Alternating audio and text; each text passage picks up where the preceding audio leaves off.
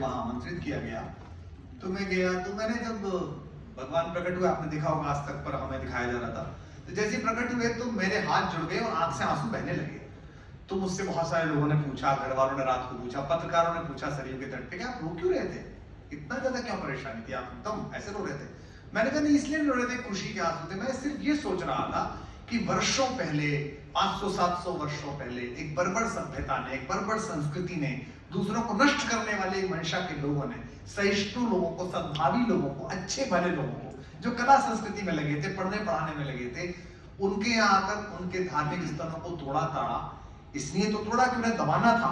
इसके पीछे एक रीजन और था कि उन्हें बताया गया था कि हिंदुओं के मंदिरों में बहुत हीरे होते हैं, बड़े चांदी होते हैं, तो उन्हें लगा यहाँ से लूट के ले जाओ तो अमीर हो जाओगे। लेकिन जब भगवान का वर्णन किया और चंपत जी भाई साहब ने बताया कि भगवान के माथे पर जो टीका है ये सूरत के डायमंड व्यापारियों ने बनाया है और इसमें 400 करोड़ के हीरे लगे हैं, उनके गले में जो माला है ये वहां के व्यापारियों ने बनाया है, इसमें इतने 100 करोड़ के वो लगे हैं, उनके जो गेट हैं 7 इस पर इतने 100 करोड़ का सोना चढ़ा है। तो मैं ये बात सोच रहा था बैठा बैठा कि इसे ईश्वरीय विधान कहते हैं, इसे राम कहते हैं, इसे चेतना कहते हैं कि जो बर्बर लुटेरे ऊंट पर बैठकर आकर इस मंदिर को तोड़कर लूट कर गए थे, 500 साल बाद उनके हाथ में आज भी कटोरा है और मेरे राम के हीरे अभी भी उतने ही।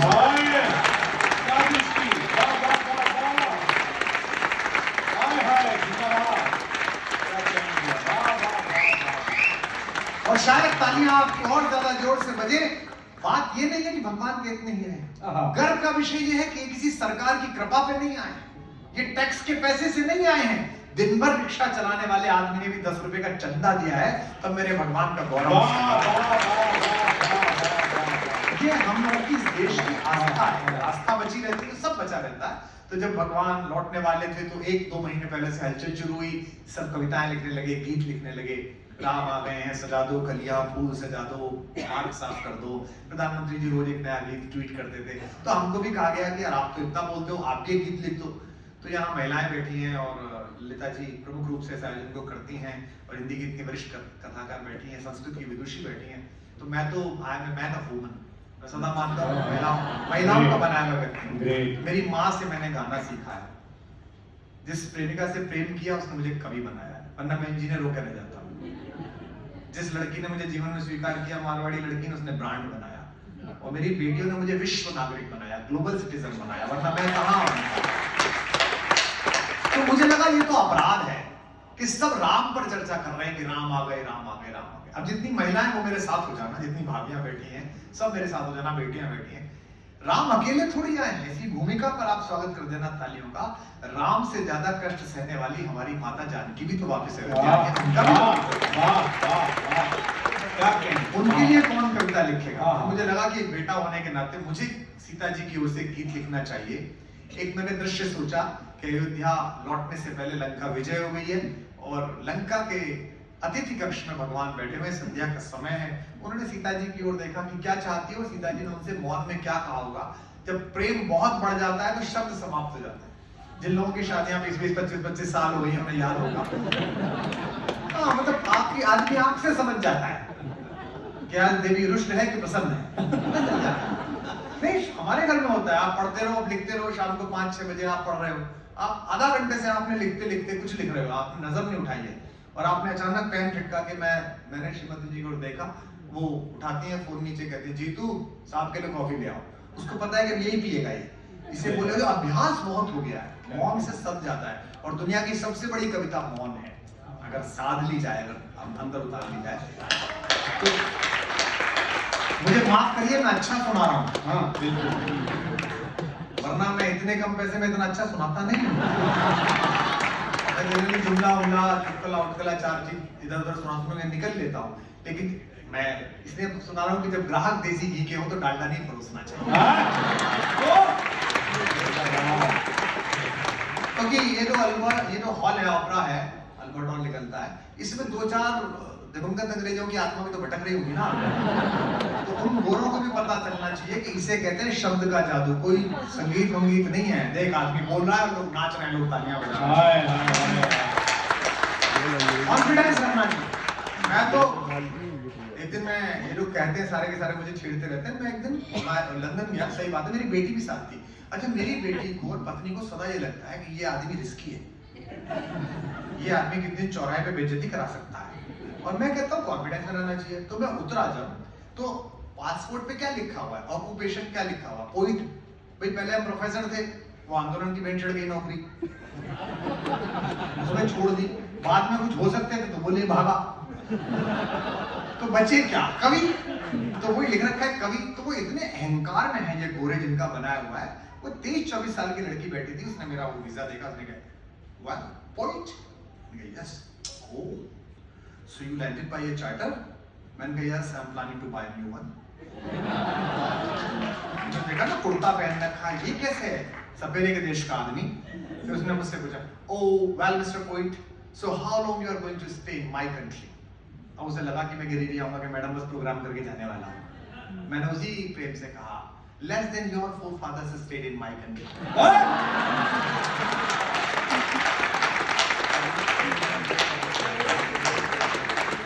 उसने मोहर खा रखी थी ना, मोहर हाथ से लेकर बोली, oh yes you are a point. मैंने कहा ठीक है। तो मैं आत्मविश्वास में रहिए। माता सीता जी ने भगवान से क्या कहा, इसे गाइए मेरे साथ, इसे कान से नहीं आत्मा से सुनिए। निवेदन करता हूँ सुनिए पहली पंक्ति, और इसी में आपका आनंद आ जाएगा। गुनगुनाइए। सीता जी राम जी से संवाद कर रही हैं कि चलो अब लौट चले रघुराई। क्या बात है, गुनगुनाना मेरे साथ कि चलो अब लौट चले रघुराई, चलो अब लौट चले रघुराई। जन जन के हित इस निर्जन में, जन जन के हित इस निर्जन में, हमने उम्र खपाई। चलो अब लौट चले रघुराई, चलो अब रघुराई, चलो अब लौट चले रघुराई। जो भगवान के साथ रहती हो उसे क्या बेचैनी होती होगी, वो तो खुश रहती, लेकिन मांडवी, श्रुतकीर्ति और उर्मिला जिसकी बहनें हो और देवरानी में बदल गई हो, उसको अपनी बहनें तो याद आती होंगी। तो क्या क्या याद कर रहा है सुनेगा कि चलो अब लौट चले रघुराई, कि सरयू के तट, सरयू के तट पिघल रहे हैं, सरयू के तट मचल रहे हैं। अभी देखिएगा अगली पंक्ति अगर ठीक कविता की हो तो आपकी दाद मिले। इस सरयू के तट पिघल रहे हैं। नया गीत है, देख के पढ़ना पड़ता है, तो इसके लिए मुझे क्षमा कर देंगे, निवेदन करता हूँ कि सरयू के तट बिलख रहे हैं। यहाँ मुंबई में लोग गाने लिखते हैं। मैं बड़े खुश हूँ इस बात से कि मैंने अपना फिल्मों में लिखा कोई गाना आज तक मंच पे नहीं पढ़ा, आज तक नहीं पढ़ा। आशीष हमारे दोस्त बैठे, अभी भी मिशन रानीगंज में जो गाना लिखे थे अक्षय के लिए, वो फिल्म फेयर में लगे, सारा चुनाव उसी गाने पे लड़ा जा रहा है, हम साथ चले तो जीतेंगे। सारा वही गाना मैंने अभी भी जो गाने लिख रहा हूँ रहमान साहब के साथ कभी नहीं पढ़ा, क्योंकि वो फिल्मी दुनिया है और जहां मैं खड़ा हूँ ये इल्मी दुनिया है। कविता पढ़ो तो मुझे बताना कि सरयू के तट बिलख रहे हैं, वाह करना, रसते रसता निरख रहे हैं, रसते रसता निरख रहे हैं, सांसें देवर संग सहेली, सांसें देवर संग सहेली, उर्मिल मांडवी श्रुति अकेली। क्या बात है, साथ तुम्हारे रस बरसा पर, तैयार है ना, साथ तुम्हारे रस बरसा पर, अवधपुरी की मुझको निस दिन, अवधपुरी की मुझको निस दिन, यादें बहुत सताई। चलो अब लौट चले रघुराई, चलो अब, चलो अब ये सीता जी से परंपरा आई है। घर में आप महिला को बताते हैं कि इस कंपनी के शेयर बेच देने में फायदा है, इस पे साइन कर दे। वो पूछती भी नहीं है कि मार्केट क्या चल रहा है। आप कहते हैं खरीदने में फायदा है, ये ओटीपी दे देती है। मेरी पत्नी इतने साल से नौकरी करती है, मैं दावा करता हूँ 10 लाख का इनाम दूंगा आपको अगर वो ये बता दे उसकी सैलरी क्या है। उसे पता ही नहीं है। उसे पता है ये आदमी टेक केयर करने वाला है, ये देख लेगा इसके बदले में घर टेक केयर कर रही हूँ। ये सामंजस्य हिंदुस्तानी औरत का कि जो पति जो सोच ले उसके साथ खड़ा होना है, यही सीता जी की परंपरा है। भगवान जंगल गए इसलिए क्योंकि देवता चाहते थे कि उन्हें वनवास मिले। सीता जी के लिए वनवास तो देवताओं ने भी नहीं चाहा, फिर भी जंगल चली गई। सब महिलाओं को समर्पित निवेदन करता हूँ, गाइए मेरे साथ कि चलो अब लौट चले रघुराई, चलो कि देवों का दुनिया का सपना। क्या बात, भूल जाइए, गुनगुनाइए कि देवों का दुनिया का सपना तुमने मान लिया था अपना। क्या बात है, देवों का दुनिया का सपना तुमने मान लिया था अपना। ये दो पंक्ति मेरी माँ को समर्पित। आपके हाथ तालियों में नहीं उठेंगे, उनसे उठने वाली महक उनका चरण स्पर्श करे। क्या कि तुमने मान लिया था अपना पर मेरी सांसों ने माना। क्या बात है, पर मेरी सांसों ने माना केवल नाम तुम्हारा जपना।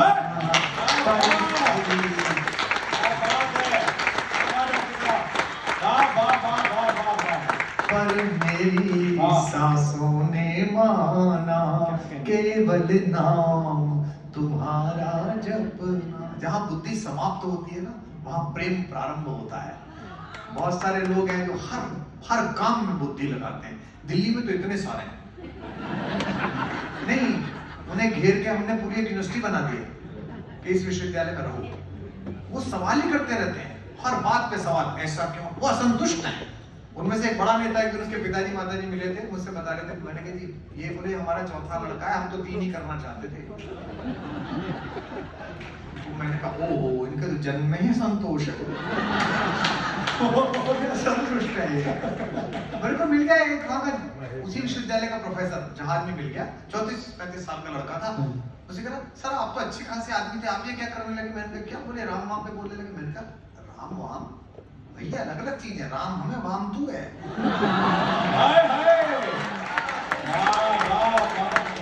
हमें एक में मत ला तू। बोले नहीं सर मैं ये कह रहा हूँ कि बताइए क्या भगवान जी है आपका। वो इतना पागल था कि वो उसके पीछे सोने के हिरण के पीछे चल दिया। उस पता नहीं था सोने का हिरण नहीं होता। मैं चुप रहा, मैंने कहा सोने दे यार बात। थोड़ी देर बाद उसका पीछे से बच्चा आया 1.5 साल का, उसे जाना था टॉयलेट, उसकी माँ ने ठेल दिया ये करवाएगा। तो उससे बाप से आके बोला पापा चूचू जाना है। तो तुतला के बोला अच्छा मेरे बेटे को चूचू जाना है। तो मैंने कहा आप क्लास इसी भाषा में पढ़ाते हो। तुतला के बोले नहीं ये तो मैं इसको खुश करने के लिए बोल रहा हूँ। मैंने कहा तू अपनी औलाद को खुश करने के लिए अभिनय कर सकता है, तो हमारा बाप भी अपनी औलादों को खुश करने के लिए अभिनय करना है।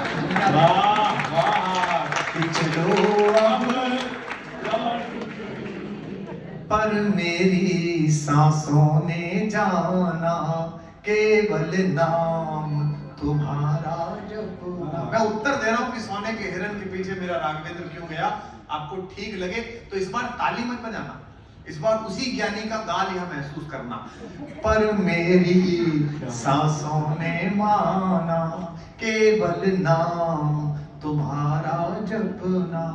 भाग्यहीन जग कुछ भी माने, भाग्यहीन जग कुछ भी माने।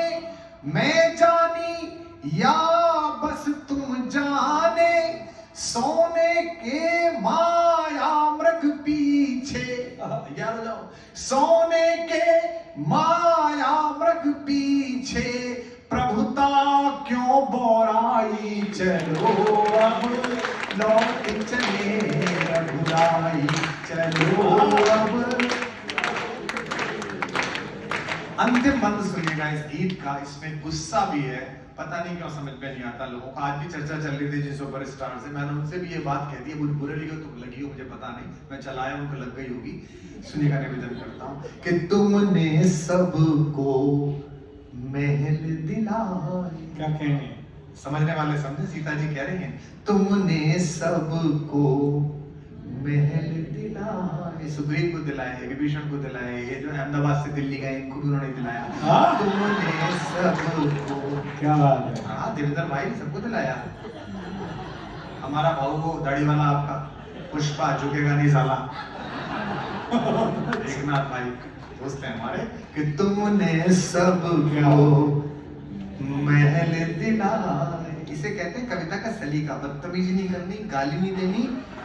एक लाइन बोलूंगा आप समझ जाएं तो अब तक की सबसे ज्यादा ताली इस हॉल में गूंजती मिलेंगी। सीता जी का सवाल है राम जी से और देश का सवाल है देश से, कि तुमने सबको क्या बात है। महल दिलाए, कहां किसी के भवन गिराए।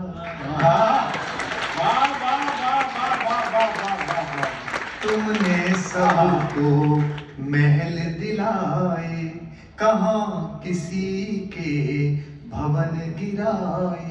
दुनिया की इतनी ताकतवर जाती है सिखों की। महाराजा रणजीत सिंह का क्या जलवा चलता था, जो हीरा मंडी दिखाइए, ये उन्हीं के एक सेवक हीरा सिंह के नाम पर बना हुआ था। लाहौर में बगदाद तक खलीफा परेशान रहता था उनसे। आप एक गुरुद्वारा ढूंढ के ला दीजिए जो किसी दूसरे के धर्मस्थल को तोड़ के बनाया गया। दुनिया की इतनी ताकतवर जाती है जैनियों की। आप एक जिनालय ढूंढ के ला दीजिए दूसरे के किसी धर्मस्थान को तोड़ के बनाया गया। भाई साहब आप कौन हैं? सबका पहला काम ही होता है कि पहले तो इनका तोड़ो और फिर बनाएंगे। इस सवाल को राजनीति क्यों नहीं पूछती कि मुझे जाहिल आया था, वो न तेरा रिश्तेदार था ना मेरा रिश्तेदार था। इसलिए उस जाहिल से सवाल इस देश के 140 करोड़ लोगों को पूछना चाहिए, हिंदू मुसलमान सबको मिलके, कि मस्जिदें तुमने बनाई मंदिरों को तोड़कर, मस्जिदें तुमने बनाई मंदिरों को तोड़कर। मस्जिदें क्या बन नहीं सकती थी मंदिर छोड़कर?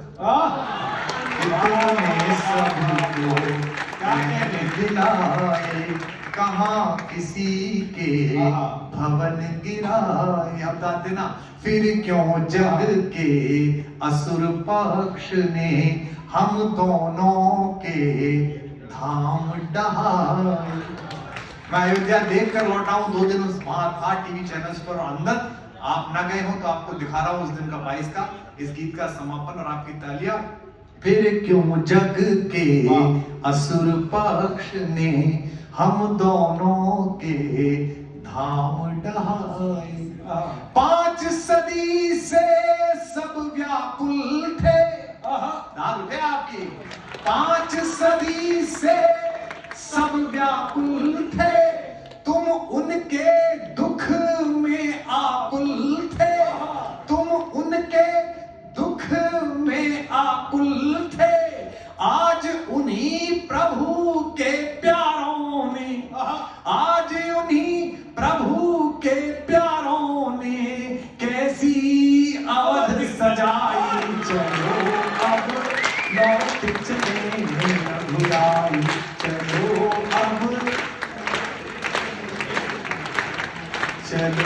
अब लौट चले रघुराई, चलो अब यूं गाइए। अवध में आए गए रघुराई, अवध में आए गए रघुराई, अवध में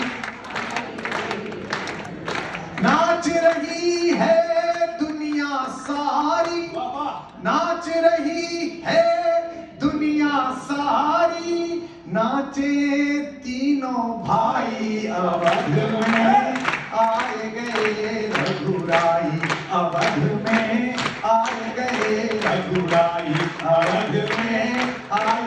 और श्याम रामचंद्र भगवान की।